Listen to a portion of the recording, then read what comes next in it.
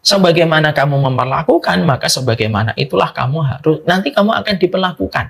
Sehingga proses kita ketika memperlakukan orang, maka sebagaimana itulah proses yang akan diperlakukan orang lain. Sehingga proses itulah yang menjadikan kita memahami dan kita mengerti tentang kehidupan ini. Makanya ketika kita menahan diri untuk tidak ghibah kepada orang lain, bisa jadi orang lain pun tidak mau ghibahin kita. Karena apa? Ya karena perbuatan baik kita itu mengundang algoritma yang akan terjadi pada timeline kehidupan kita. Ketika kita tidak menghujat orang, ya mungkin Allah akan menahan orang lain untuk tidak menghujat kita.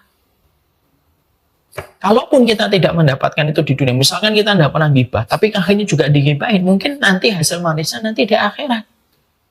Yang kita akan temukan ketika kita menjaga diri kita dan menahan diri kita dari perbuatan yang sifatnya bisa menyakiti orang lain. Selamat datang di channel Langkah Iman Istiqomah. Jangan lupa like, komen, dan subscribe. Dan semoga kita semua mendapatkan ilmu yang bermanfaat. Amin. Dalam proses panjang kita ketika kita menimba ilmu, karena terkadang perjalanan panjang kita menimba ilmu yang kita harapkan itu adalah keberkahan yang bisa didapatkan oleh hati kita. Keberkahan yang ada pada hati kita itu adalah ketika kita mendapatkan 4 sifat pada hati kita. 4 sifat inilah yang menjadikan kita bisa diharamkan oleh Allah dari jilatan api neraka.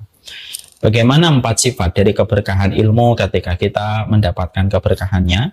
Semoga kita mendapatkan sifat hati yang selalu rendah hati, dan itulah yang dimaksudkan oleh Nabi dengan kata hayyinun, yaitu adalah mereka yang senantiasa rendah hati, tidak menyombongkan diri, tidak merasa tinggi, tidak merasa melangit di balik apapun yang dia peroleh dan dia dapatkan. Maka sesungguhnya siapapun yang selalu merendah hatinya dan tertutup kesombongannya, maka dia telah memiliki salah satu sifat dari hati yang diharamkan masuk neraka, yaitu adalah sifat hayyinun. Sifat yang kedua adalah layyinun atau lin. Semoga kita memiliki sebuah sifat yang luas di dalam kehidupan kita. Kita lunak, kita luas di dalam menyikapi teman-teman kita dan saudara-saudara kita ketika kita berinteraksi. Kita tidak menyakiti orang yang ada di sekitar kita dengan apa yang kita perbuat, dengan apa yang kita lakukan. Ketika kita berkomitmen bagaimana kita senantiasa melunakkan hati kita ketika bersifat luas. Kadang-kadang sikap kasar dan terlalu keras itu merusak banyak hal. Bukankah kerasnya sikap itu bisa menyebabkan pecahnya hati? Makanya yang kedua, sifat hati yang mereka diharamkan dari jilatan api neraka adalah ketika mereka mendapatkan sifat lin. Mereka itu menjadi orang yang luwes di dalam menyikapi satu perkara. Yang ketiga yaitu adalah ketika kita memiliki sifat qorib. Qorib itu adalah supel, kita mudah bergaul dan orang itu merasa nyaman ketika bergaul di dekat kita. Mereka tahu rahasia kita pada dirinya akan terjaga. Mereka tahu aib kita dan kekurangan kita itu tidak akan diumbar-umbar olehnya. Sehingga mereka menjadi orang yang qorib. Mereka selalu supel, dekat dengan orang, dan orang senang ketika di dekatnya. Dan ketika kehadirannya itu menenangkan dan tidak membawa kegelisahan bagi orang yang didatangi olehnya. Itu yang disebut dengan sifat qorib. Sifat yang keempat yaitu adalah sahal. Sahal itu memudahkan. Kita punya empati untuk meringankan urusan orang lain. Siapapun orang ketika mereka pada perjalanan ilmunya, lalu mereka mampu mengkondisikan hatinya untuk senantiasa rendah hati, luas, supel, dan ternyata dia juga menjadi pribadi yang gampang memudahkan urusan orang lain ketika dia memiliki empati yang besar. Itulah yang dikatakan oleh baginda Nabi SAW. Ala ukhbirukum biman tuhram alaihin nar. Kalian pengen tahu siapa orang yang diharamkan dari api neraka? Orang yang diharamkan dari api neraka adalah orang yang memiliki 4 sifat yang tadi kita jabarkan. Semoga perjalanan ilmu yang kita kaji menjadikan kita tidak sombong sekali dan tidak menjadikan kita keras kepala. Semoga perjalanan ilmu yang kita kaji menjadikan kita tidak kaku dan tidak keras. Supaya perjalanan ilmu yang kita dapatkan menjadikan kita supel, akrab kepada orang lain, dan tidak menjadikan orang tersakiti dengan apa yang kita perbuat dan apa yang kita ucapkan. Dan semoga ketika kita senantiasa mempelajari ilmu, menjadikan kita mudah untuk memberikan pertolongan dan menghamparkan kemudahan kepada kehidupan orang lain. Itulah yang dimaksudkan dengan keberkahan, dan kita berdoa semoga keluarga besar Muslim Munich Jerman akan mendapatkan 4 sifat ini di dalam keinginan kita, karena keinginan kita itu sederhana tetapi berdampak besar. Semoga kita pada kehidupan di masa mendatang diharumkan dari jilatan api neraka dan dimasukkan oleh Allah ke dalam surga. Amin insyaallah. Tentunya pertama kali kita senantiasa menata kesyukuran kita kepada Allah Subhanahu wa taala atas setiap nikmat yang Allah berikan pada kehidupan kita. Bukan nikmatnya yang kurang, tetapi syukurnya yang kurang ditebalkan, syukurnya yang harus ditambah. Pada perjalanan kehidupan kita ketika kita menyikapi setiap nikmat yang Allah terus turunkan di dalam kehidupan kita. Terkadang setan itu ketika menggoda kita, setan itu tidak hanya menggoda kita untuk berzina, minum khamr, dan makan riba. Tapi setan itu kalau menggoda kita, salah satunya adalah setan itu menggoda kita supaya kita lupa menaikkan volume kesyukuran kita kepada Allah. Kenapa setan itu paling senang ketika kita lalai di dalam kita bersyukur? Karena setan tahu bahwasanya syukur itu akan membuka banyak kebaikan pada kehidupan kita, dan syukur itu ketika hilang lalu tidak terperhatikan, lalu syukur itu menjadi anak tiri pada kehidupan kita. Kita akan merasakan kesempitan, kita akan mudah untuk hasad, kita mudah untuk dengki, kita mudah untuk dendam kepada apapun yang diperoleh orang lain, dan terkadang kita tidak bisa menikmati nikmat dan rezeki yang sudah Allah berikan kepada kita. Hasad, dengki, iri itu biasanya dimulai dari orang yang tidak bersyukur terhadap apa yang sudah Allah berikan kepada hidupnya, ketika dia suka sekali membanding-bandingkan kehidupannya dengan kehidupan orang lain. Inilah yang menjadikan kita paham, setan ketika menggoda kita, bukan hanya menggoda kita untuk berzina dan mengambil riba, tapi setan ketika menggoda kita, dijadikan hati kita tidak pernah bersyukur. Gimana setan dasim ketika menggoda orang yang telah menikah? Dijadikan setiap pasangan melihat kekurangan terus pasangannya, dan dia membandingkan pasangannya dengan pasangan orang lain. Itu termasuk strateginya setan dasim, supaya setiap orang ketika mereka menikah itu mereka saling berpisah. Gimana setan itu mencampakkan atau mencampakkan kepada kita permusuhan, yaitu ketika kita saling merasa lebih baik daripada saudara kita, dan kita senantiasa membuka aib dan kekurangan dari saudara kita, dan akhirnya kita merasa diri kita tidak pantas bergaul dengan dia ketika dia menurut pandangan kita jelek, dan kita lupa sisi kebaikannya, dan akhirnya terjadilah pertikaian dan permusuhan di antara orang yang sama-sama beriman kepada Allah. Itulah daya upaya setan. Makanya kita harus paham betapa setan itu berupaya terus bagaimana memisahkan hati kita dan menjadikan hati kita tidak pernah bersyukur terhadap apa yang kita peroleh. Dan itulah yang menjadikan kita paham, kunci kelapangan hidup adalah konsep hati yang bersyukur tanpa tapi terhadap setiap nikmat yang sudah Allah berikan pada hidupnya. Semoga kita menjadi orang yang senantiasa bersyukur dalam setiap perjalanan kehidupan kita. Amin, insyaallah. Bapak dan Ibu di Munich, Jerman, yang semoga Allah rahmati. Kita tentunya paham sekali bahwasanya kita di dalam kehidupan ini kita berinteraksi dengan banyak orang, dan kita tidak diciptakan oleh Allah dalam kondisi kita sendirian. Allah menciptakan sebagaimana di dalam surat Al-Hujurat, bahwasanya menciptakan manusia itu memang Allah ciptakan banyak manusia itu dengan ragamnya, dengan jumlahnya yang banyak. Salah satunya supaya kita senantiasa saling berkenalan, dan tentunya di dalamnya ada ujian yang harus kita berikan. Ada ujian yang harus kita hadapi. Makanya tidak salah ketika kita mendapatkan dan kita menjumpai bagaimana Allah menyampaikan di dalam surat Al-Furqan, waja'alna ba'dukum li ba'din fitnatan atasbirun, dan dijadikan sebagian dari kita itu menjadi ujian bagi sebagian yang lainnya. Apakah kita tidak bersabar? Karena pada dasarnya Allah jadikan kita berjumpa dengan kerumunan manusia yang begitu banyak. Sekali lagi, karena sesungguhnya Allah itu ingin melihat sebatas mana kesabaran kita ketika kita menghadapi kerumunan manusia di dalam kita berinteraksi. Ini yang kita harus paham. Oleh karenanya ketika kita memahami tentang ini, maka ada beberapa kaidah yang harus kita miliki pada kehidupan kita ketika kita berinteraksi. Kaidah-kaidah ini harus selalu kita pegang, kaidah ini harus selalu kita perhatikan di dalam perjalanan hidup kita. Ketika kita paham bahwasanya ya ayuhan nasu inna khalaqnakum min dzakarin aw unsa wa ja'alnakum syu'uban wa qabaila lita'arafu. Ketika Allah menciptakan kita memang begitu beragam, begitu banyak sukunya, banyak berbagai macam kabilahnya dengan berbagai macam latar belakang, maka setidaknya kita harus mengetahui apa kaidah yang kita harus miliki pada kehidupan supaya betul-betul kita bisa menjalani kehidupan ini dengan kondisi yang diridhai oleh Allah, dan kita tidak sampai rusak pada kehidupan kita hanya karena kita tidak mengetahui petunjuk bagaimana kita berinteraksi. Karena Kesalahan di dalam interaksi bisa menyebabkan pecahnya hati, dan pecahnya hati bisa menyuburkan pertikaian dan permusuhan di antara hamba yang beriman. Dan kita tentunya paham, tidak ada yang menjadikan kita saling bermusuhan kecuali adalah setan. Di dalam surat Al-Baqarah 102, Allah itu menyampaikan, ma yufarriquna bihi bainal mar'i wa zawji. Bagaimana setan itu memisahkan antara seorang suami dengan istrinya. Setan itu ternyata bukan hanya bernafsu menjadikan manusia makan riba, bagaimana manusia berzina, tapi salah satu di antara obsesi besarnya setan itu bagaimana menjadikan manusia itu ketika mereka telah bersuami istri itu saling berpisah.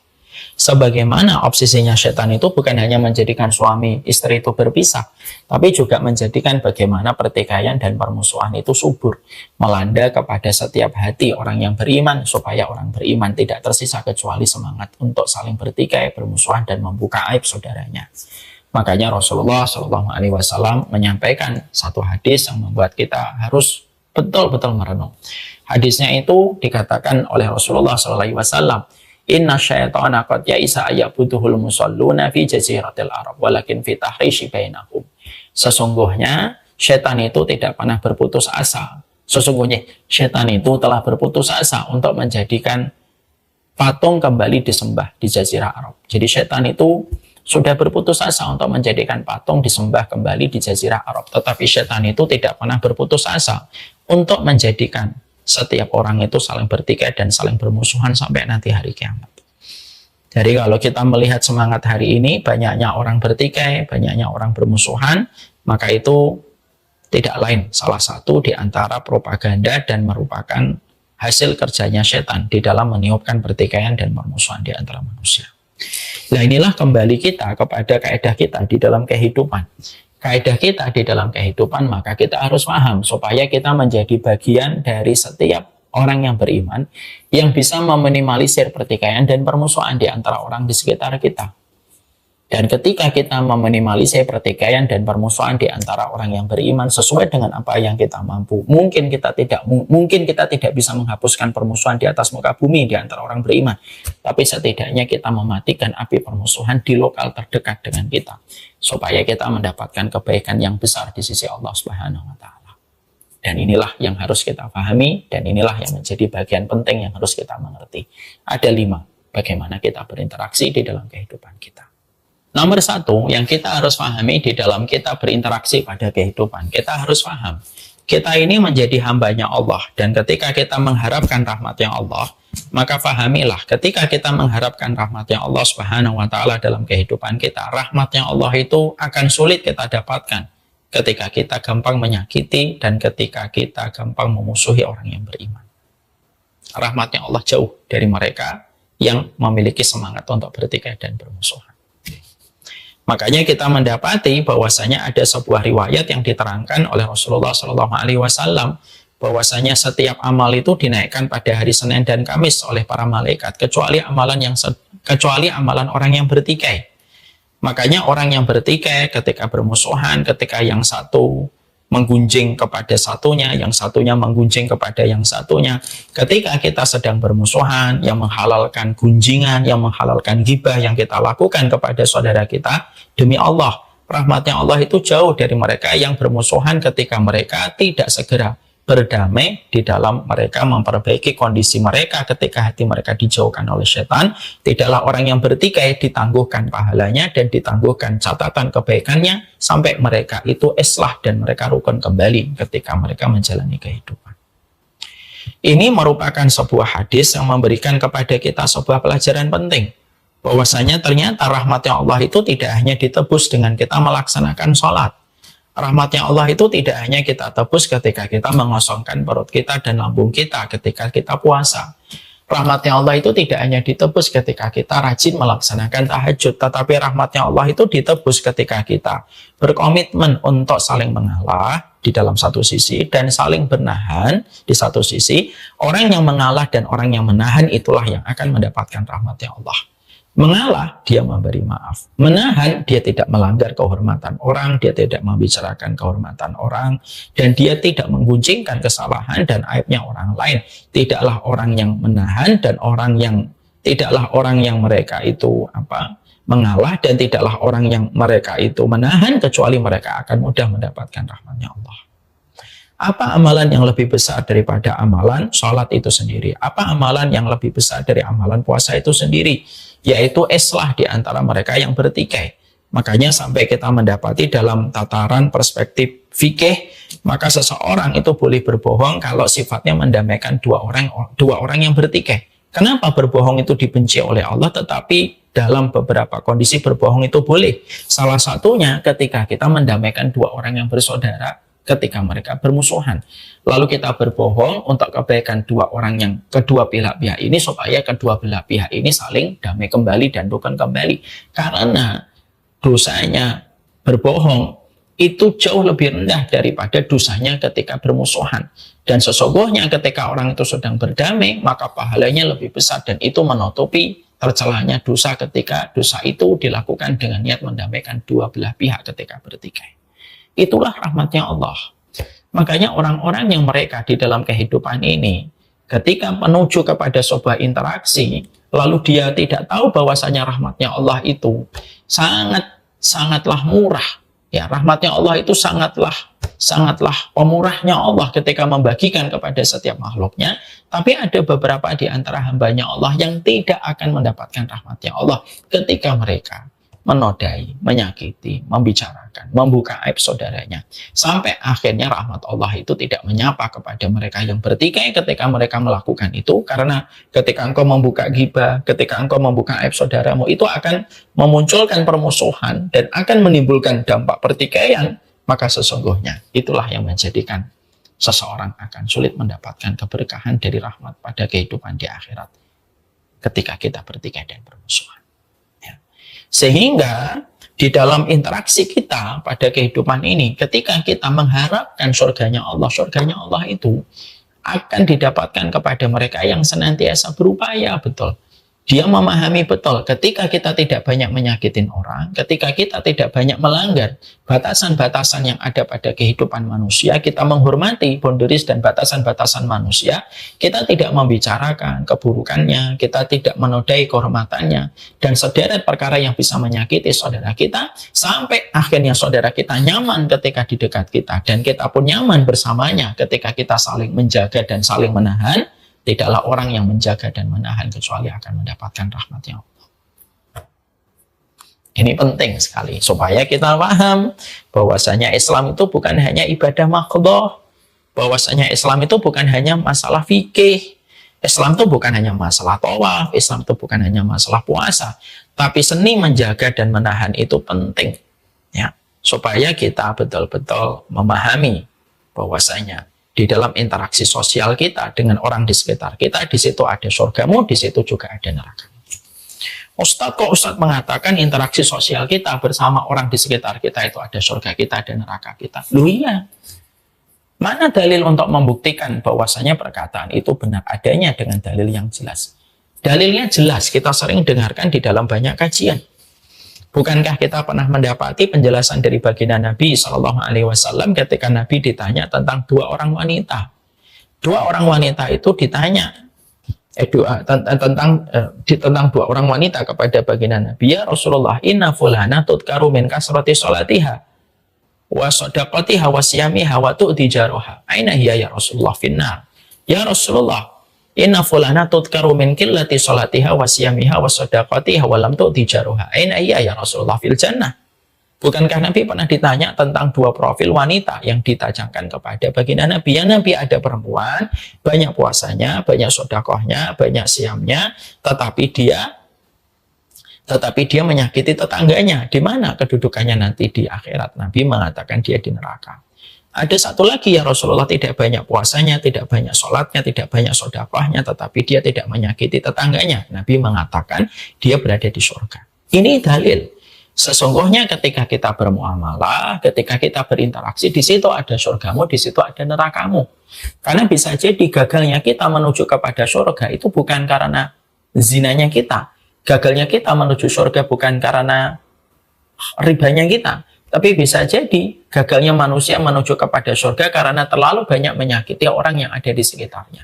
Makanya dalam riwayat Muslim kita sudah paham hadis yang begitu terkenal ketika Rasulullah Shallallahu Alaihi Wasallam mengatakan kepada kita, atadruna manil muflis, kalian tahu nggak siapa orang yang paling merugi itu?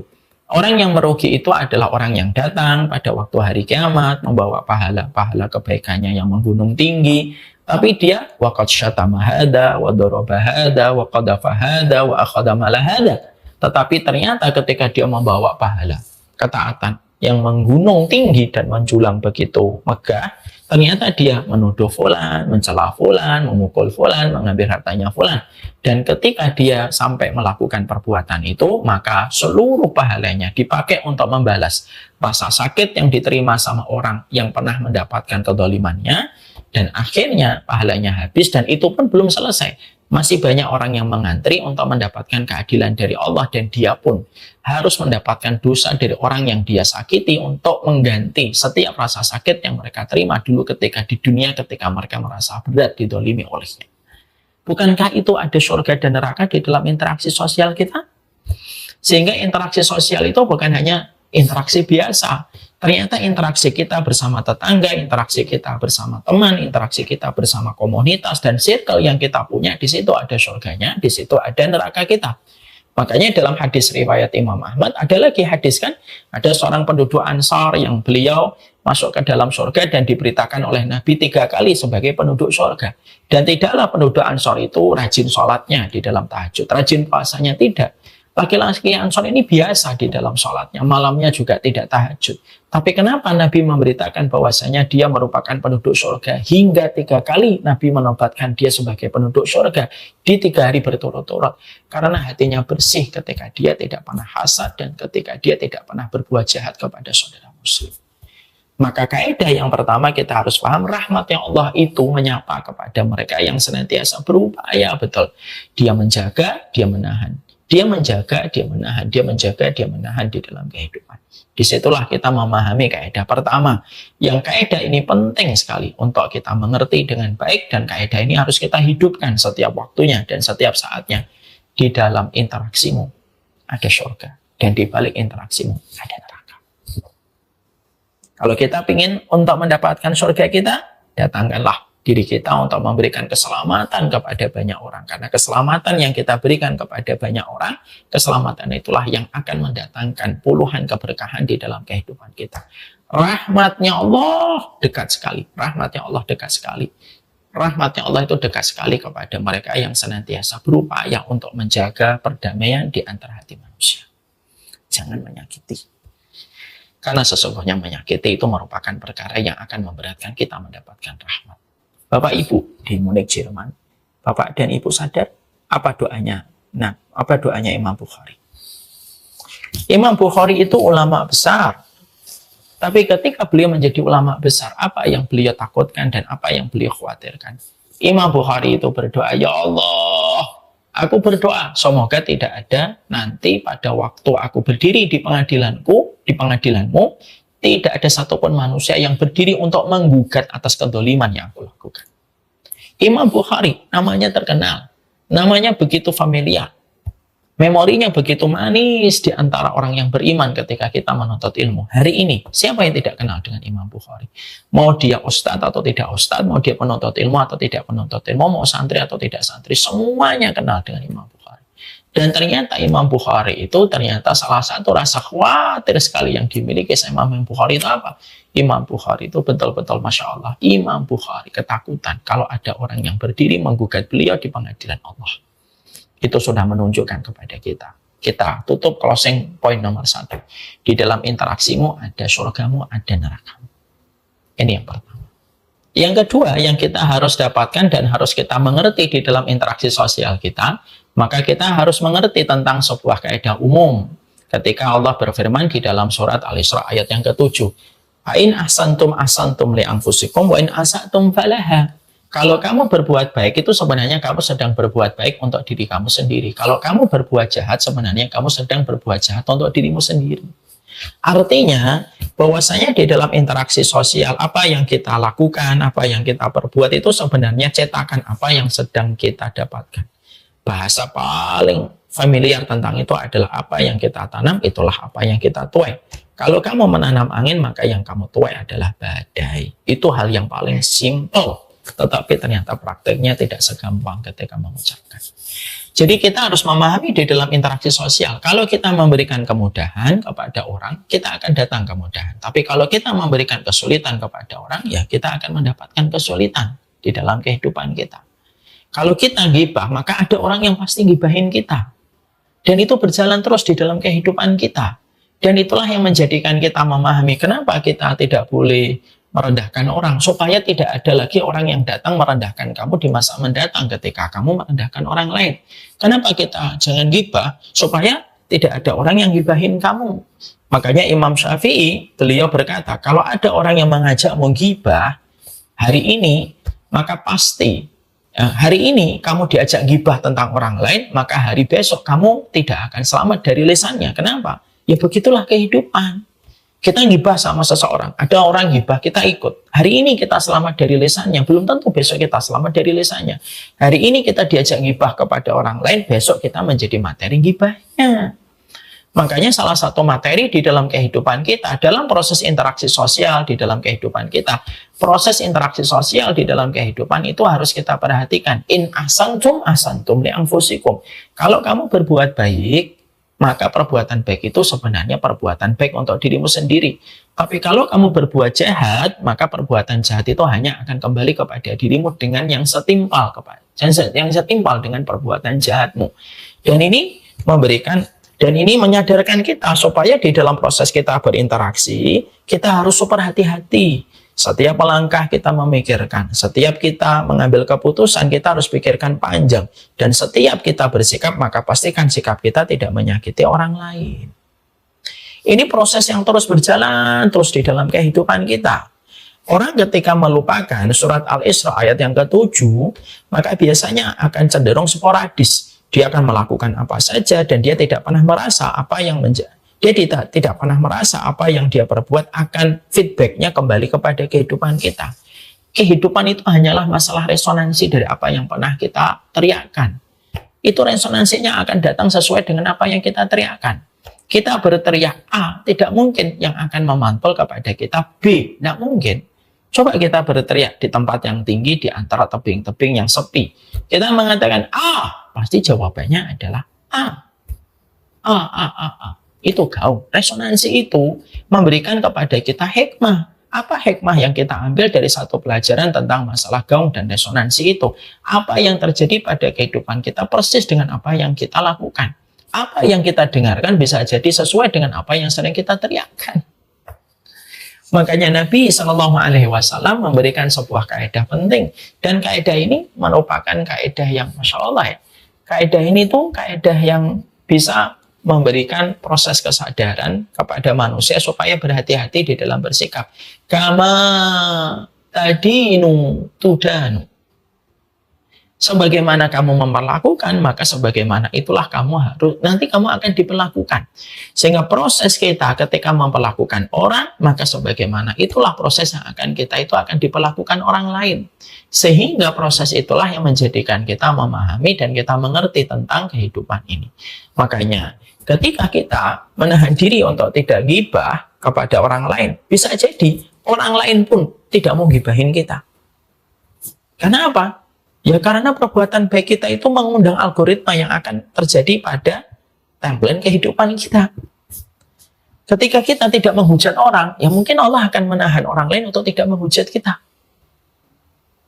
Kalaupun kita tidak mendapatkan itu di dunia, misalkan kita tidak pernah gibah, tapi akhirnya juga digibahin, mungkin nanti hasil manisnya nanti di akhirat. Yang kita akan temukan ketika kita menjaga diri kita dan menahan diri kita dari perbuatan yang sifatnya bisa menyakiti orang lain. Lah itulah perjalanan demi perjalanan di dalam kehidupan kita berinteraksi. Di dalam kehidupan berinteraksi bisa memberikan keberkahan di dalam setiap kehidupan kita. Supaya di dalam kehidupan ini, kita ini harus betul-betul selalu berpikir panjang tentang apa yang kita perbuat dan kita berpikir jauh sebelum kita bersikap. Mari kita ucapkan bareng-bareng. Saya mengajak kepada seluruh yang ada di Munich, Jerman. Kama tadinu tudanu. Sebagaimana kamu memperlakukan, sebagaimana itu pula kamu nanti akan diperlakukan di dalam kehidupan. Sehingga ketika kita memahami kaidah ini, di dalam kita berinteraksi, maka bersikaplah dengan sikap yang kamu ingin melihat sikap itu kamu dapatkan di masa mendatang. Maka berkatalah dengan perkataan yang mana perkataan itulah yang ingin kamu dengarkan di hari esok. Maka ucapkanlah sesuatu dengan sesuatu yang kamu ingin dengarkan sesuatu itu di hari mendatang atau di hari lusa. Semuanya terjadi sesuai dengan ucapan yang kita lakukan dan sesuai dengan apa yang kita ucapkan. Maka kaidah kita di dalam kita berinteraksi sosial itu apa? Yaitu adalah kama tadinu tudanu. Sebagaimana kamu memperlakukan, sebagaimana itu kamu akan diperlakukan. Ya. Jadi ketika kita membantu orang, kita pasti akan dibantu orang. Kamu menyakiti dan mendolimi orang, ya kamu akan didolimi sama orang lain. Dan begitulah kita mendapatkan setiap kebaikan itu selalu mengundang kebaikan dan setiap keburukan itu pasti akan mengundang keburukan. Ustadz, emang betul orang yang gibah, orang yang menodai kehormatan orang itu akan mendatangkan perbuatan, akan mendatangkan hasil yang buruk? Iya. Mana bukti konkretnya tentang referensi pada kata-kata itu? Jaza'u sayyi'atin sayyi'atun ba'daha. Balasan setiap keburukan itu selalu keburukan setelahnya. Itu balasan setiap keburukan. Tidak ada keburukan mendatangkan kebaikan. Balasan atas keburukan itu selalu keburukan semisalnya. Ya, itu sebuah perkara. Makanya maaf ya, ada beberapa hari yang lalu saya mendapatkan ada orang babak belur di penjara. Ternyata kasusnya itu dia menodai atau dia memperkosa anak di bawah umur. Ketika masuk penjara dia babak belur. Ketika saya mendengar berita dia babak belur, padahal kasusnya dia menodai dan merudak paksa anak di bawah umur, ternyata pas dengan apa yang disampaikan Allah. Perbuatan buruk itu selalu akan melahirkan perbuatan buruk yang lainnya. Kezaliman akan melahirkan kezaliman di dalam kehidupan. Ketika engkau gibah akan mendatangkan gibah-gibah lagi di dalam kehidupan kita. Dan itu akhirnya menyulitkan kehidupan kita. Terkadang kesulitan demi kesulitan yang kita hadapi di masa mendatang, kesulitan dan kesukaran yang kita jumpai di hari esok, kadang kesulitan dan kesukaran yang kita jumpai di hari esok itu disebabkan karena apa? Disebabkan karena kita mendatangkan kesulitan itu dengan perbuatan-perbuatan yang kita lakukan. Makanya dalam Islam, kenapa jangan menyakiti? Supaya kamu tidak disakiti. Kenapa kamu tidak boleh gibah? Supaya kamu tidak digibahin. Kenapa kamu jangan nodain orang? Supaya kamu tidak dinodai orang. Itu prosesnya terus begitu dalam kehidupan kita. Supaya kita paham. Ternyata terkadang hidup di dalam berinteraksi itu berat. Bukan karena di situ ada ujian. Terkadang hidup berinteraksi itu berat karena kita terkadang tidak tahu apa yang harusnya kita lakukan. Kaidah kedua di dalam kita berinteraksi, pahami. Kama tadinu tudanu. Sebagaimana kita memperlakukan, sebagaimana itu kita diperlakukan. Itu kaidah nomor 2. Kaidah nomor 3. Di dalam kita memperlakukan, di dalam kita berinteraksi itu apa? Yang ketiga, di dalam proses kita berinteraksi yang nomor 3, bahwasanya kita itu pasti punya aib. Dan orang lain juga punya aib. Setiap dari kita punya kekurangan, orang lain juga pasti punya kekurangan.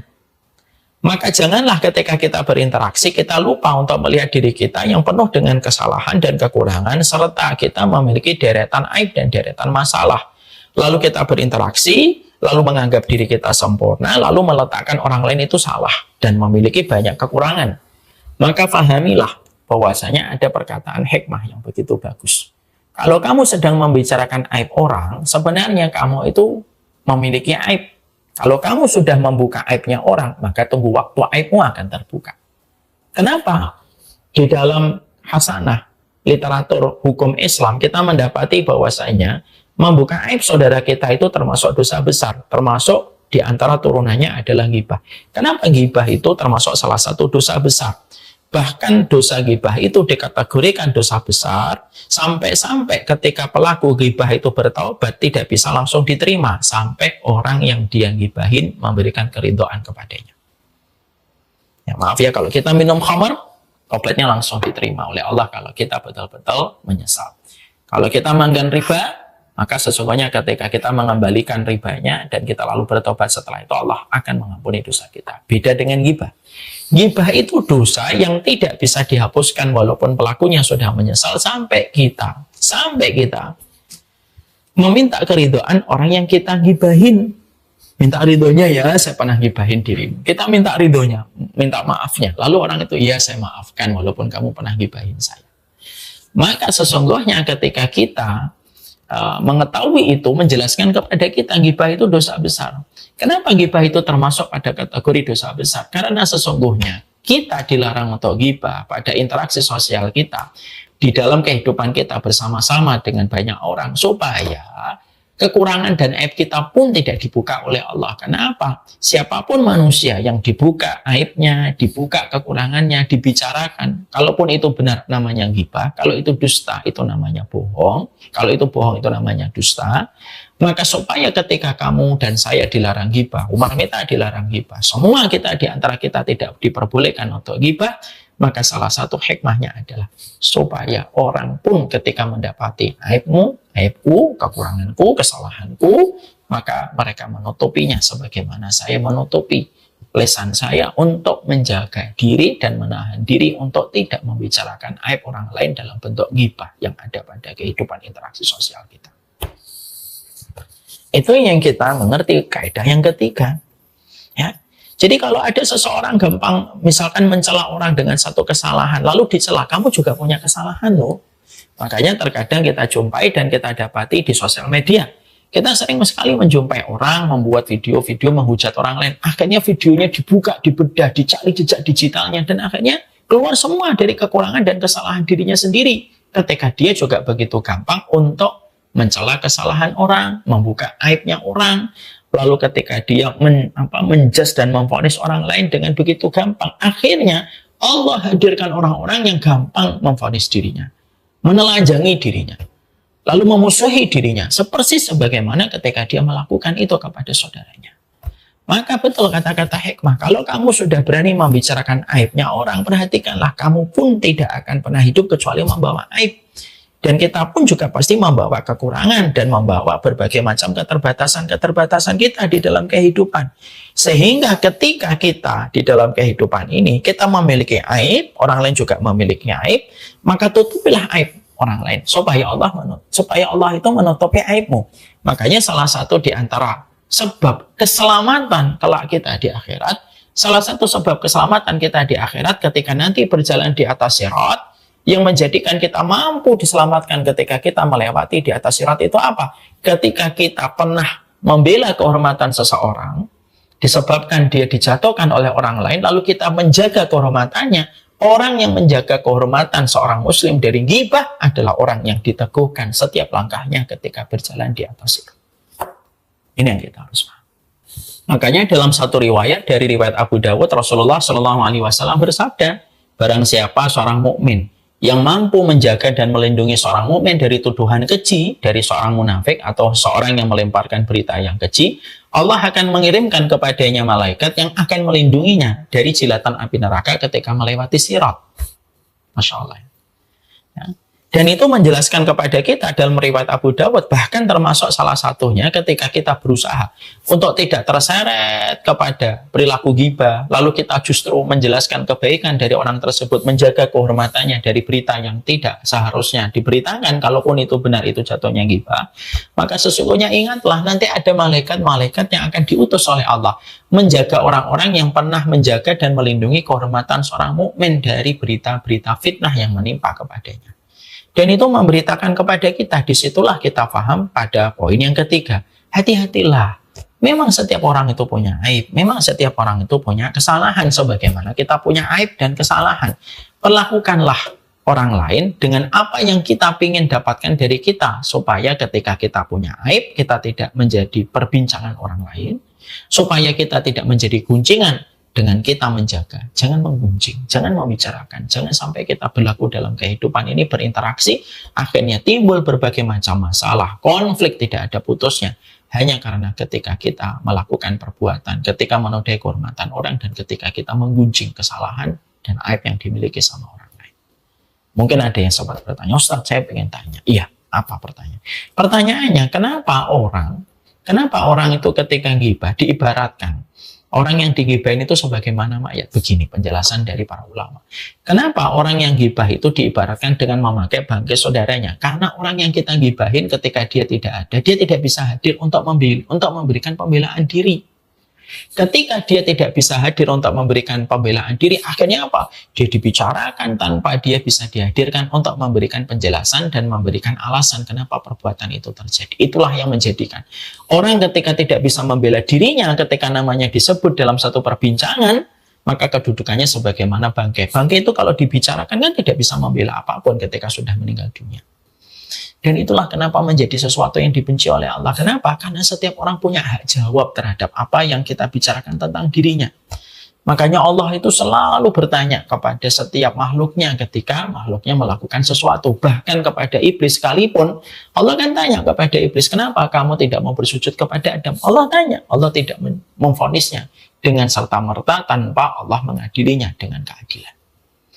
Nah inilah yang menjadikan kita paham kata Ahlul Hikmah yang ketika di dalam interaksi sosial, ketika kamu tiba-tiba terhampar begitu banyak aibnya orang, begitu banyak kekurangan orang lain di dalam kehidupan orang lain, maka pastikan kamu juga punya aib dan kamu juga punya kekurangan. Kalau kamu punya aib, kamu punya kekurangan, saya punya kekurangan, saya punya aib, maka berinteraksilah dengan aib orang lain dengan cara yang paling indah supaya orang lain berinteraksi dengan indah aib dan kekurangan yang kita miliki pada kehidupan. Itu yang ketiga. Kaidah yang keempat yang kita harus perhatikan di dalam kita berinteraksi supaya kita bisa mendapatkan insight yang terbaik pada perjalanan hidup kita. Karena sebagian besar kehidupan kita itu dihabiskan ketika kita berinteraksi baik kepada keluarga ataupun interaksi kita kepada masyarakat di sekitar kita. Yang keempat yang harus kita ingat adalah kita harus selalu merenungkan bahwasanya ketika kita berkomitmen baik, ketika kita menjaga diri kita, tidak menyakiti orang lain, tidak ghibah, tidak menodai, tidak menghujatnya, tidak membulinya, dan sederet perlakuan-perlakuan yang tidak semestinya dilakukan di dalam kita berinteraksi, kita harus paham bahwasanya ketika kita berbuat baik, maka sesungguhnya kesaksian orang kepada kita adalah menyaksikan kebaikan kita. Dan ketika orang lain itu sudah menyaksikan kebaikan kita, tepat ketika kita meninggal dunia, kesaksian-kesaksian orang yang mengatakan kita baik, ketika kita selalu mendatangkan keselamatan, kita menjadi orang yang mudah rendah hati, menjadi orang yang supel, menjadi orang yang luas dan mudah berkontribusi, maka sesungguhnya kesaksian orang-orang yang kita selalu menjaga dan menahan supaya kita tidak melanggar batasan orang, maka kesaksian baiknya mereka itu akan menjadi kesaksian Allah di atas muka bumi. Makanya ketika pada zaman Rasulullah SAW pernah terjadi satu peristiwa ketika ada satu jenazah, lalu para sahabat mengatakan khairan, orang ini baik. Maka Rasulullah mengatakan wajabat, maka Rasulullah mengatakan wajib. Para sahabat itu bertanya, kenapa engkau mengatakan wajib ya Rasulullah? Karena sesungguhnya kesaksian kalian itu merupakan kesaksian Allah di atas muka bumi ini. Maka ketika kita senantiasa berlemah lembut di dalam setiap kehidupan kita, kita senantiasa berkomitmen untuk memiliki akhlak yang baik, maka sesungguhnya kita ingin sekali dikenal sebagai pribadi yang baik. Kalau kita sudah dikenal sebagai pribadi yang baik, atau seluruh kebaikan yang kita lakukan, kita berharap yang kita goreskan kepada hati manusia di sekitar kita itu goresan-goresan yang penuh dengan memori-memori manis. Goresan yang di dalamnya ada memori manis itulah yang menjadikan kita harus paham, mendapatkan kesaksian baik dari mereka, itu akan mendatangkan kebaikan pula di hadapan Allah. Ingatlah apa yang dikatakan oleh Rasulullah SAW, antum syuhada'ullahi fil ardi. Maka kalian itu merupakan saksi-saksi Allah di atas muka bumi ini. Karena kesaksian manusia kepada manusia di antara teman-temannya, kesaksian dia itu diterima sama Allah. Maka berbuat baiklah. Maka kita harus senantiasa berusaha dengan 2M yang tadi saya sampaikan, menjaga dan menahan. Menjaga batasan orang, menahan diri dari perbuatan yang kiranya nanti bisa menyakiti orang lain. Maka ketika kita lakukan itu, maka insya Allah Allah akan hadirkan orang-orang yang mengenang kita dengan kebaikan, orang yang akan mengenal umur yang kedua kita setelah kematian kita dengan kenangan-kenangan yang baik, dan kenangan baik ketika mereka memberikan testimoni atas kematian kita sebagai ahlul jenazah yang baik ketika hidup di dunia, maka itulah yang akan menjadikan kita mendapatkan kebaikan di sisi Allah dan mendapatkan rahmatnya Allah, mendapatkan syurganya Allah atas kesaksian-kesaksian manis ketika orang pernah berinteraksi kepada kita. Marilah kita menjadi orang yang mustarih kelak ketika meninggal dunia, dan jangan sampai kita menjadi mustarah. Apa bedanya mustarih dengan mustarah, Ustaz? Beda. Karena sesungguhnya orang yang meninggal dunia itu ada dua. Ada yang menjadi mustarih, ada pula yang menjadi mustarah. Mustarih itu orang yang sejatinya istirahat. Ketika dia menjalani kehidupan, menghormati saudaranya, menjaga aib dan kekurangan saudaranya, menyayangi saudaranya, memperlakukan saudaranya sebagaimana dia memperlakukan dirinya. Maka ketika meninggal dunia, maka panjangnya akhlak yang dia miliki, beratnya ibadah yang telah dilakukan ketika dia meninggal dunia, dia beristirahat dari penatnya perjalanan yang telah dilewati pada kehidupan di dunia. Dia beristirahat dari berbagai macam kebaikan yang telah dilakukan ketika dia hidup. Orang yang mustarih akan banyak menjadi orang yang istirahat di alam barzah dan menjadi orang yang banyak beristirahat di akhirat. Jangan sampai menjadi mustarah. Mustarah itu apa? Mustarah adalah orang yang ketika meninggal dunia, orang diistirahatkan dari kejahatannya, diistirahatkan dari gibahnya, diistirahatkan dari kesombongannya, diistirahatkan dari kedolimannya, diistirahatkan dari perkataan-perkataannya yang menyakitkan. Maka seseorang yang ketika meninggal dunia pada kondisi ketika dia mustarah, orang-orang itu diistirahatkan dengan kematiannya dan kepergiannya, maka itu adalah musibah. Orang-orang yang banyak membuat kegaduhan, keributan ketika di dunia, banyak berbuat maksiat, banyak berbuat kezaliman, banyak berbuat kerusakan pada kehidupannya dengan kegaduhan demi kegaduhan yang dia kerjakan. Tepat ketika meninggal dunia, orang itu lega dengan kematiannya, dan orang itu bersyukur dengan kematiannya, dan mereka tidak bersedih dengan kepergiannya. Dan itu akan menjadi musibah. Karena apa? Ketika orang mengatakan syarron, orang itu buruk, dan kami diistirahatkan darinya setelah dia meninggal dunia, maka sesungguhnya itu merupakan kesaksian-kesaksian yang memberikan adab dan memberikan musibah pada perjalanan manusia dalam kehidupan ketika meninggal dunia. Marilah kita harus memahami ini. Maka kenapa kita harus berbuat baik di dalam berinteraksi? Kenapa harus menjaga dan menahan di dalam kita berinteraksi? Karena pada dasarnya kesaksian orang-orang ketika nanti kita diwafatkan oleh Allah dan kita mendapati mereka memberikan kesaksian-kesaksian yang baik, mereka memberikan kesaksian-kesaksian yang manis untuk kita, maka kesaksian-kesaksian baik itu akan memperlancar, akan mempermudah dan melapangkan kehidupan barzah kita dan kehidupan kita kelak ketika kita berdiri di pengadilan Allah. Ini poin yang keempat. Poin yang kelima, yang terakhir adalah sesungguhnya dengan kita bersikap yang baik di dalam kita berinteraksi, sebenarnya kita sedang mendatangkan kualitas dalam kehidupan kita. Energi positif itulah yang akan terekam oleh diri kita dan akan memberikan kebaikan untuk kita. Kenapa dendam itu merupakan dosa besar? Bukan hanya sekedar urusan akhirat, tapi saya baru tahu secara medis terbukti dendam, kemarahan, senang sekali dengan keburukan orang itu ternyata begitu negatif dirasakan oleh tubuh kita. Begitu buruk dirasakan oleh jantung, oleh liver, oleh limpa, oleh paru-paru, sehingga akhirnya bisa berdampak kepada penurunan kesehatan kita. Itulah kenapa kita diperintahkan untuk senantiasa husnudon sama orang. Kenapa kita selalu harus diperintahkan mencari sisi kebaikan orang dan tidak mencari dan melihat hanya dari sisi keburukannya. Kenapa kita harus memaafkan? Kenapa perintah-perintah itu ada di dalam kehidupan sunnah? Bukan karena persoalan ukhrawi semata. Tapi ternyata secara medis hari ini terbukti kehidupan yang sifatnya baik ketika kita berinteraksi, kita menahan diri kita untuk tidak dendam, kita tidak hasad, kita tidak benci, kita tidak suudzon. Ternyata semua itu dirasakan oleh tubuh kita dengan satu energi yang positif.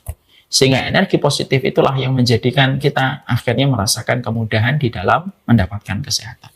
Saya pernah mendapati ada sosial eksperimen, mungkin masih ada di YouTube. Di dalam YouTube itu diterangkan ada seorang nenek-nenek umur 80 tahun, ada yang 77 tahun gitu. Ketika ditanya apa rahasia besar, apa rahasia panjang umurnya, maka mereka berkata dalam tulisan kertas yang mereka perlihatkan ke kamera, jangan mudah marah. Ada yang mengatakan jangan dendam sama orang. Ada yang menjawab jangan mempersoalkan masalah sepele. Ternyata jawaban dari mereka ketika ditanya tipsnya dalam tanda petik, apa yang menjadikan mereka mendapatkan umur yang panjang, ternyata tips yang mereka sampaikan adalah hal-hal yang sifatnya itu justru sesuai dengan konsep ideal di dalam kita berinteraksi. Artinya, ya sudah lihat kebaikan orang, jangan lihat keburukannya. Bicarakan kebaikannya. Jangan membicarakan keburukan, bukankah kita juga punya keburukan? Dan kita jangan menyimpan kebencian di dalam hati, supaya hati kita tidak terlalu lelah menyimpan kebencian orang yang kita hujat dan kita benci sepanjang sisa hidup kita. Dan ternyata positifnya itu energinya, feedbacknya kembali kepada kita. Makanya sesungguhnya elemen di dalam diri kita akan negatif, menjadi hitam ketika kita menyimpan energi-energi negatif. Kebencian, dendam, melihat orang dengan kekurangan, tidak suka orang senang, dan suka ketika orang lain sedih. Itu energi-energi negatif yang ternyata tidak mendatangkan kebaikan pada kehidupan kita.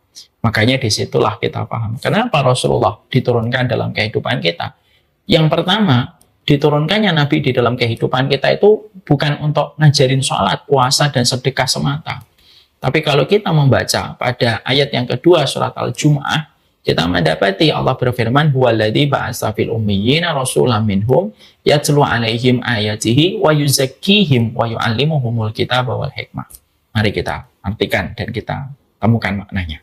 Huwaladzi, Allah yang ba'atsa fil ummiyina, yang telah mengitis seorang rasul dari kalangan ummi. Rasulan minhum, seorang rasul. Yatlu 'alaihim ayatihi, membacakan ayat-ayat Allah. Jadi tugasnya Nabi diterangkan oleh Allah di dalam ayat ini. Apa yang pertama? Yatlu 'alaihim ayatihi, membacakan ayat Allah. Setelah membacakan ayat Allah itu fungsinya untuk apa? Ayat-ayat Allah itu dibacakan, dijelaskan maknanya kepada manusia.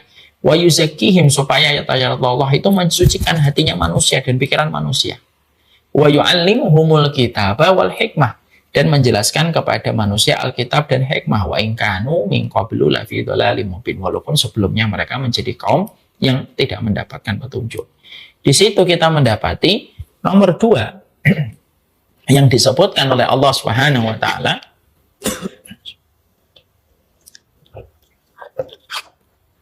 Nomor 2 yang disebutkan oleh Allah menjadi petunjuk di dalam kehidupan, di dalam hikmah diutusnya Nabi Muhammad di dalam kehidupan itu untuk mensucikan hati dan pikiran kita. Karena ternyata hati dan pikiran kita merupakan faktor yang paling besar menentukan kualitas kehidupan dan memberikan kesehatan kepada kehidupan kita ketika kita berinteraksi yang terbaik. Jadi ternyata ketika kita ghibah, ketika kita membicarakan kekurangan orang, ketika kita menghujat, ketika marah-marah di sosial media, kita menodai orang, nyoret-nyoret wajahnya orang, lalu membenci orang yang beriman secara berlebihan, itu bukan hanya bicara tentang dosa ukhrawi, tapi membicarakan tentang kualitas dirinya. Itu menunjukkan bahwasanya energi yang ada di dalam hatinya, energi yang ada di dalam peredaran darahnya itu penuh dengan energi-energi negatif. Sehingga akhirnya tanpa disadari menggerogoti kesehatannya, memberikan kualitas buruk di dalam kehidupannya ketika mereka tidak betul-betul memahami interaksi yang terbaik yang kita berikan kepada saudara muslim itu sejatinya bukan karena kita berbuat baik kepadanya, tapi ketika kita sedang berbuat baik, ketika kita berinteraksi, menjaga dan menahan, kita sedang berinteraksi yang terbaik untuk kita. Itu pentingnya. Dan inilah 5 hal yang kita harus mengerti dan harus kita sadari supaya kita menyadari tentang persoalan ini dan tidak menganggap remeh tentang persoalan ini. Inilah yang menjadikan kita paham, inilah yang menjadikan kita memahami betul. Di dalam interaksi kita ada surga dan ada neraka dan tergantung bagaimana pilihan kita. Tidak mungkin sunnah itu hanya mengajarkan tentang ibadah makhdhah, tetapi tidak mengajarkan bagaimana kita bermuamalah dengan muamalah yang benar. Kita banyak mendapatkan neraka disebabkan karena muamalah yang buruk dan kita banyak dimasukkan ke dalam rahmat-Nya Allah karena muamalah yang terbaik. Berikanlah muamalah yang terbaik di dalam kita berinteraksi dimanapun kita berada supaya kita mudah meraih rahmat-Nya Allah, supaya kehidupan kita algoritmanya berjalan sesuai dengan apa yang kita lakukan dengan kebaikan dan akan berbalik dengan kebaikan, supaya kita akhirnya mendapatkan kesaksian yang baik dari orang-orang di sekitar kita ketika nanti meninggal dunia. Dan yang ketiga, yang terakhir, supaya kita juga memahami ketika kita berbuat baik, kita sedang memberikan hadiah untuk kesehatan kita di masa hari ini dan di masa tua. Dan ingat pula, kalau kita sering menodai kehormatan orang dengan aib mereka, dengan kekurangan mereka, kita harus tahu, kita juga punya aib dan kita juga punya kekurangan.